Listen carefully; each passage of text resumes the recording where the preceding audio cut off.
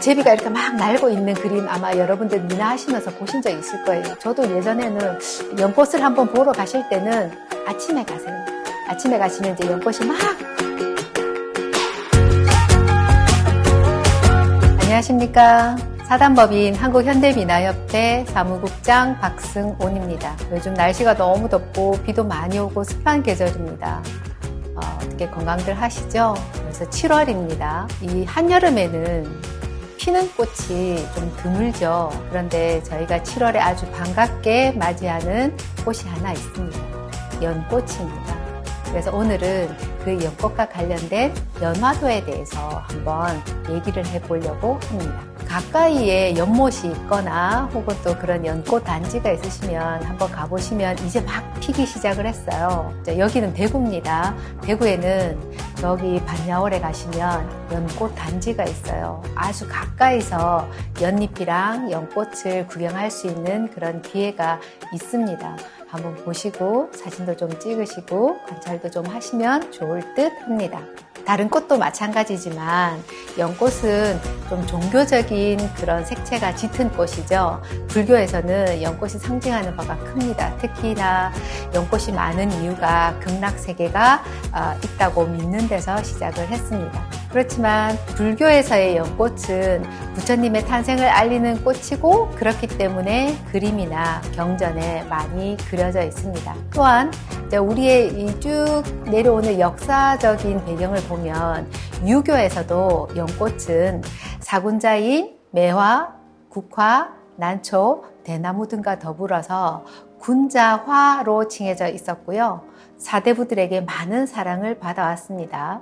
비록 사군자에는 들지 못했지만 홀로 군자화라고 지칭되기도 하고 또 조선 초의 문인화가인 강희안의 화암수록에 보면 화목 구품등재라는 게 있는데 거기에 매화, 국화, 대나무와 함께 연꽃을 1등급으로 두었다라는 내용이 들어 있습니다. 이와 같이 연꽃은 군자의 꽃으로 자리 잡고 있으며 또 그 청정한 속성으로 인해서 세속에 물들지 않고 청아하고 고결한 선비나 군자를 표상하고 있습니다. 그렇다면 우리의 전통 그림인 연화도에 대해서 한번 알아보려고 합니다. 그 전에 우리 연꽃 한번 보고 가실게요. 화사하고요. 큰 꽃을 이렇게 바라보면 정말 아름답다라는 생각이 아마 드실 거고 그러면서 한번 관찰의 기회도 한번 가져보시면 어떨까 싶습니다. 오늘 제 뒤로 지금 보면 연화도 그림들이 이렇게 쭉 그려져 있는데 제가 그린 그림들을 일부러 뒤에다 배치를 했습니다. 좀 이따 설명도 한번 드리겠습니다. 자, 이 연꽃은 인도가 원산지입니다. 보통 우리가 연꽃이라고 하면 연못 위에 이렇게 둥둥 떠 있는 수생식물이라는 이미지가 떠올리기 쉽지만 실제로는 논이나 습지에서 진흙 속에서 자랍니다. 관상용뿐만 아니라 식용이나 약용으로 쓰이기도 해서 연의 줄기를 우리가 연근이라고 하는데 우리 아주 밥상의 먹거리로서 자주 이용이 되고 있죠. 이런 까닭으로 가끔 우리가 여름 농촌에 가면 벼 대신에 그 논에 연꽃을 대량으로 재배할 수 있는 것도 볼 수 있고 또 꽃이 굉장히 아름답고 향기도 좋고 또 그래서 특별한 날에는 그 백년 가지고 그 차도 이렇게 시연도 하는 경우도 있습니다. 그래서 여름이 되면 연꽃 축제도 심심찮게 열리고 있습니다. 그러면 연꽃하고 조금 비슷하게 생긴 사촌이 하나 있습니다. 수련이라는 거죠. 수련은 원산지가 이집트이고요. 그거는 이파리나 꽃잎이 물에 정말 이렇게 떠 있는 그런 형태를 가지고 있습니다. 그래서 두 개가 조금 모양이 비슷하긴 하지만 조금 다르다고 할 수 있습니다. 자, 지금까지는 우리가 연꽃의 어떤 생태적인 부분을 봤습니다. 조선시대의 연화도의 특징에 대해서 한번 알아보겠습니다. 민화로도 굉장히 많이 그려졌고요. 또 종교적인 특성 때문도 있었지만 유교에서 군자와 선비를 상징하는 이유로 많이 문인화나 그 외 채색화로 그려졌습니다. 그 이유는 진흙 속에 피어나지만 흙탕물에 물들지 않고 아주 이렇게 곧은 줄기는 선비의 굳은 마음, 지조와 충절을 상징했습니다. 또 그 연꽃 그 대를 이렇게 딱 잘라보면은요, 그 안이 비어 있어요. 자, 그래서 속이 뚫려 있는 줄기는 아주 투명함과 또 그다음에 연꽃은 연잎도 한 줄기에서 올라오고 연꽃도 한 줄기에서 올라오고 잔 가지가 없습니다. 자, 그래서 이렇게 군더더기 없는 줄기와 꽃이야말로 우뚝 서 있는 군자와 닮았다 해서 군자를 상징하고 있습니다. 이처럼 연꽃은 꽃 그 자체가 아름답기도 하지만 좀 다양한 상징을 함께 가지고 있어서 시대나 종교나 계층을 초월해서 널리 사랑을 받았습니다. 자, 그렇다면 이 연꽃이 왜 군자로 본격적으로 자리를 잡았을까? 중국 송나라 시대 때 유교학자인 주도니의 애련서를 통해서 그 영향을 많이 받았습니다. 송나라 유학의 창시자라고 할 수 있고 또 그런 사람이 연꽃에 대해서 아주 특별하게 그 사랑을 노래했으니 당연히 그 영향력이야말로 두말하면 잔소리일 겁니다. 연꽃을 너무 사랑해서요. 그래서 그가 애련설이라고 하는 짧은 글을 통해서 연꽃에 대한 예찬론을 펼쳤는데 그가 연꽃을 사랑한 이유는 연꽃의 특성이 군자의 덕을 닮았기 때문이다. 요 전문의 내용을 제가 해석을 하면 지금 제가 말씀드린 그 내용이 되겠습니다. 자, 그렇다면 이 주도니의 애련설을 아주 응답하는 그런 그림 제가 오늘 소개하려고 합니다. 한번 보실까요? 강세황이 그린 향원익청이라는 그림입니다. 저 몇 년 전에 이 그림을 실제로 한번 봤습니다. 서울의 DDP에서 간송문화전에 이 향원익청이 나왔었어요. 아주 이렇게 조명을 받으면서 이렇게 벽 안에 이렇게 들어있었는데 굉장히 포스가 있는 그림이었습니다. 자, 이 그림을 한번 보시면 위에 글이 이렇게 적혀 있거든요. 자, 그 글도 한번 해석을 해 드리겠습니다. 제시라고 하는데 염계, 여기 이제 염계 선생께서 말씀하시기를 이렇게 처음 시작을 하거든요. 그런데 이 염계 선생이 누구냐? 바로 주도니를 칭하고 있습니다. 주도니의 호가 바로 염계 선생이었습니다. 자, 그래서 염계 선생님께서 말씀하시기를 연꽃은 멀리서 볼 수 있으니 함부로 다룰 수 없다 하셨는데 나는 그런 연꽃을 역시 멀리서 보는 것이 좋겠다 라고 그 글이 이렇게 제시어에 들어져 있습니다. 두 포기에 이제 그 꽃과 연꽃과 잎사귀가 깔끔하게 이렇게 배치가 되어 있습니다. 세로로 긴 그림은 한여름의 연못에서 한 어린아이 키만큼 우짜란 연꽃의 긴 줄기를 보여주는 아주 적합한 형식으로 되어 있습니다. 앞쪽의 연꽃은 활짝 핀 상태로 그리고 뒤쪽의 연꽃은 봉오리를 오므린 상태로 연꽃을 다양한 아름다움을 느낄 수 있도록 묘사되어져 있습니다. 한 줄기 솟아오른 널찍한 연잎 또한 앞면과 뒷면을 엇갈리게 표현해서 보는 이의 즐거움을 더하고 있습니다. 특히 백년임에도 불구하고 흰 연꽃잎 끄트머리 부분을 붉은색으로 찍어 발라서 아주 고매한 운치를 묻어나게 하고 있습니다. 배경이 아주 흐릿하게 보여지는 저 수초와 그리고 뿌리 부분에 듬성듬성 펼쳐진 어린 잎도 한여름에 아주 연못의 싱싱함을 전해주기에 전혀 부족함이 없어 보입니다. 또한 그 연잎 밑에 보시면 청개구리가 보이십니까?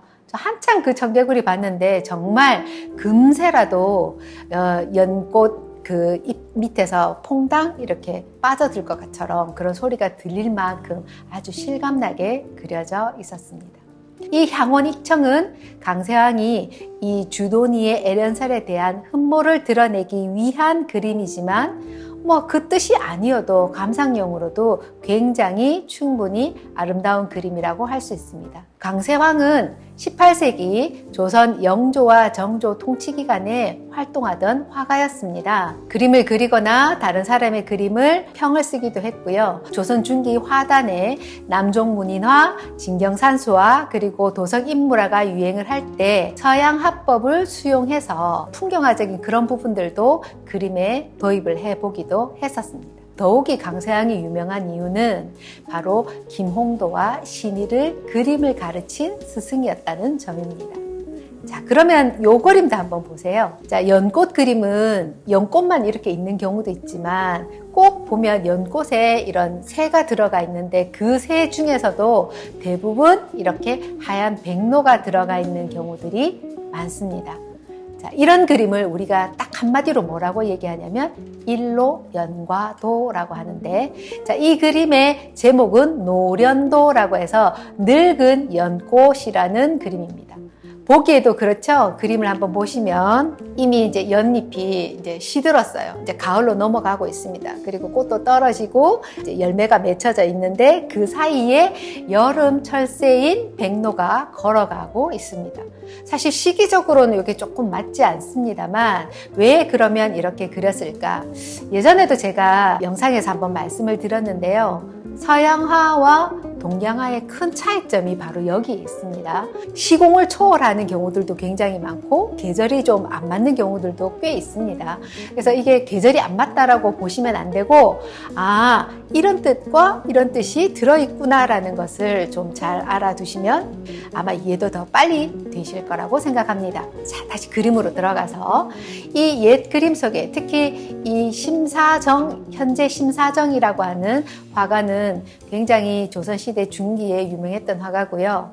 조선시대에 아주 유명한 화가 5분이 있는데 그걸 우리가 이원, 삼재라고 하거든요. 이원은 단원, 김홍도, 해원, 신윤복 해서 뒤에 원자 2개가 있어서 그 2사람을 얘기를 하고, 그 다음에 삼재라고 하면 우리가 진경산수화를 그렸던 겸재, 정선, 그 다음에 제가 오늘 지금 소개시켜드리는 현재, 심사정, 그리고 그 뒤에 활약을 했던 공재, 윤두서. 그래서 전부 호 뒤에 제자가 붙는다고 해서 우리가 삼재, 조선시대 아주 유명했던 화가 삼재 중에 한 분이 바로 이 심사정이 되겠습니다.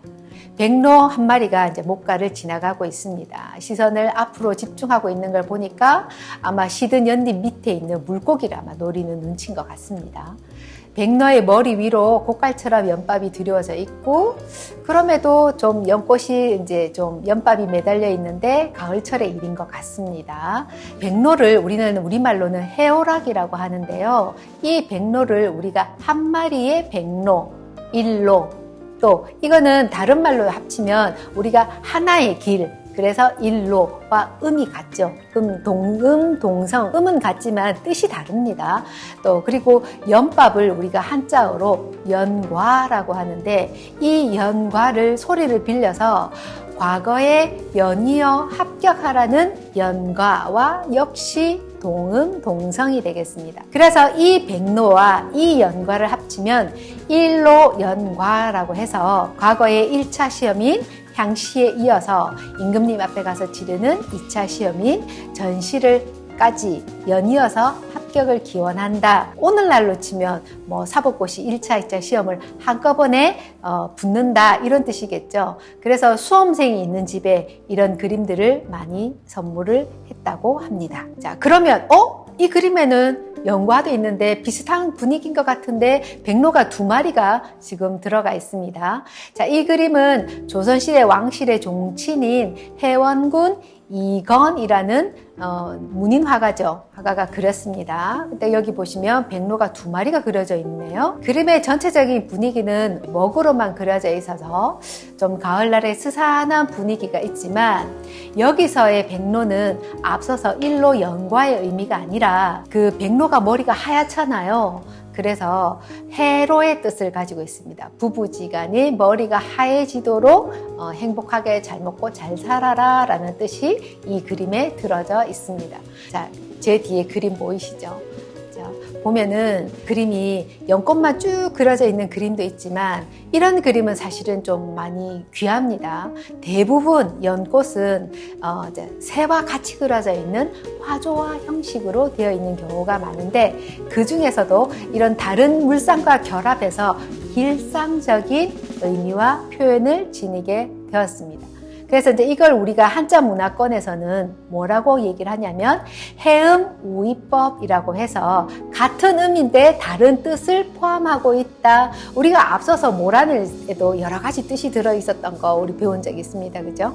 네, 똑같습니다. 그래서 그런 인간이 가지고 있는 세속적인 욕망과 연관지어서 그 상징이나 표현이 다양해졌습니다. 지금까지 보던 그런 자료하고 조금 다르게 제가 최신 버전의 자료를 한번 찾아오다 보니 이런 연꽃과 물과 새가 들어있는 연화조도를 한번 찾아왔습니다. 이 그림은 하버드 미술관에 소장되어 있는데 물론 우리나라에서 그림이 그려져서 아마 미국까지 건너간 그림이겠죠.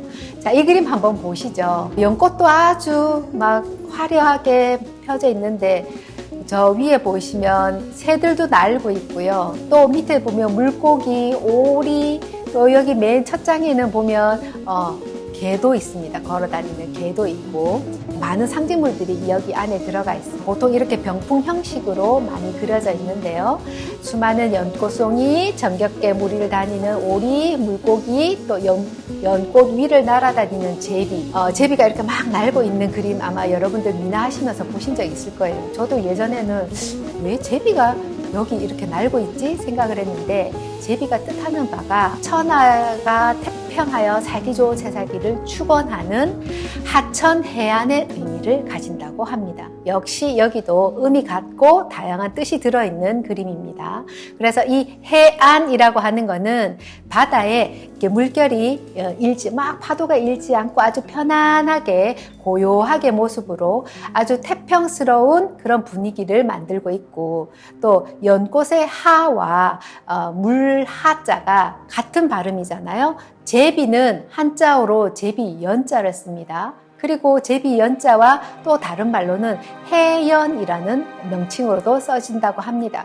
그래서 역시 마찬가지로 동음, 동성이 되고 있죠. 하천, 해안의 의미를 가지고 있는 그림이라고 생각하시면 됩니다. 이 그림도 마찬가지입니다. 이 그림은 고궁박물관에 있는 저희가 좀 전에 봤던 연화조도하고 같은 그림이라고 할 수 있습니다. 같은 뜻을 가지고 있죠. 여기도 지금 보시면 그림에 연꽃이 있고 물고기가 지금 있고 그 다음에 새가 날고 있고 연밥을 쪼고 있고 이런 의미 똑같은 하천 해안의 의미를 가지고 있는데 특히나 이런 연꽃에 물고기가 이렇게 드러나게 있는 경우들은 부부간의 행복을 상징하고 화목을 염원하는 뜻이 들어 있습니다.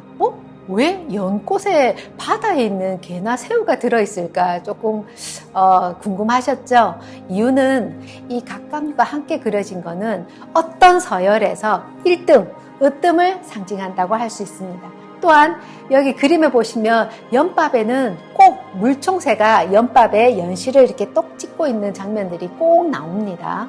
자, 그런 경우에는 연밥에 씨를 쪼아 먹는 새와 연달아서 과거에 합격하기를 기원하는 희득연과의 뜻이기도 하고 또 씨앗을 이렇게 딱 쪼고 있는 장면은 씨앗을 획득해서 잉태하고 또 그래서 자손을 많이 퍼뜨리기를 바라는 기원이 들어있기도 합니다. 제가 좀 전에 말씀드린 것처럼 또 여기 지금 있는 그림처럼 또 제 뒤에 있는 그림 제가 그린 그림입니다. 보시면 연꽃이 있고 연꽃 밑에 새가 이렇게 두 마리가 사이좋게 지금 물 위를 걸어 다니고 있습니다.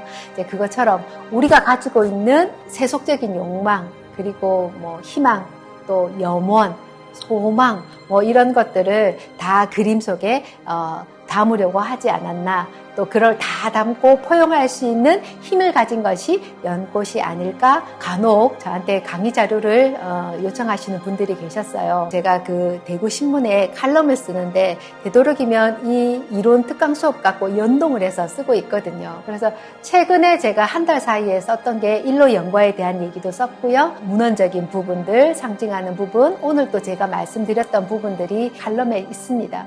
인터넷에 가셔서 대구신문을 치시고 대구신문 사이트에 가셔서 거기 검색창에 박승온이라고 쳐주시면 거기 제가 지금까지 썼던 내용들이 다 자료로 남아 있으니까요. 아까 우리가 향원 익청의 그림도 그렇고 미나 심사정의 그림도 그렇고 그분들도 연꽃을 한 번도 안 보고 그리셨을까요? 저는 아니라고 봐요. 강세왕도 그렇고 굉장히 관찰을 많이 하셨다라는 생각을 제가 많이 그림을 보면서 하게 됐습니다. 그림을 그리실 때 저도 마찬가지입니다. 매번 7월이 되면 연꽃을 보러 가고 5월이 되면 모란을 보러 가고 또 가을이 되면 국화를 보러 가고 연꽃을 한번 보러 가실 때는 아침에 가세요. 아침에 가시면 이제 연꽃이 막 이슬을 머금고 이제 물기를 촉촉하게 머금고 연봉오리가 이렇게 있거든요. 굉장히 아름답고 감흥을 느끼실 수 있습니다. 여름 그것을 통해서 올여름 건강하게 잘 보내시길 바랍니다. 요즘은 미나가 현대적으로 재해석하고자 하는 그 전환점에 있는 것 같습니다.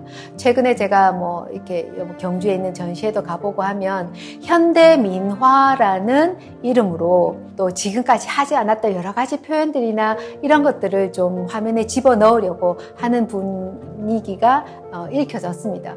예전에 그림을 그리셨던 스타일과는 굉장히 다른 스타일로 그림을 그리시는 화가 선생님들도 많이 뵀습니다.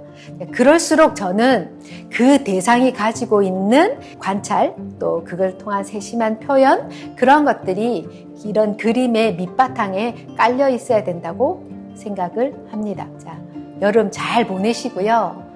그리고 아마 이제 이 영상이 이제 발표될 때쯤 되면 구독자가 1000명이 될 것 같습니다. 여러분들의 성원에 보답하기 위해서 굉장히 더 노력을 하도록 하겠습니다. 그리고 또 더 많은 자료를 또 여러분들한테 이해하기 쉽게 해석을 해서 또 들려드리는 기회를 가지도록 최선을 다해 보겠습니다. 오늘 수업은 여기까지 하겠습니다. 감사합니다.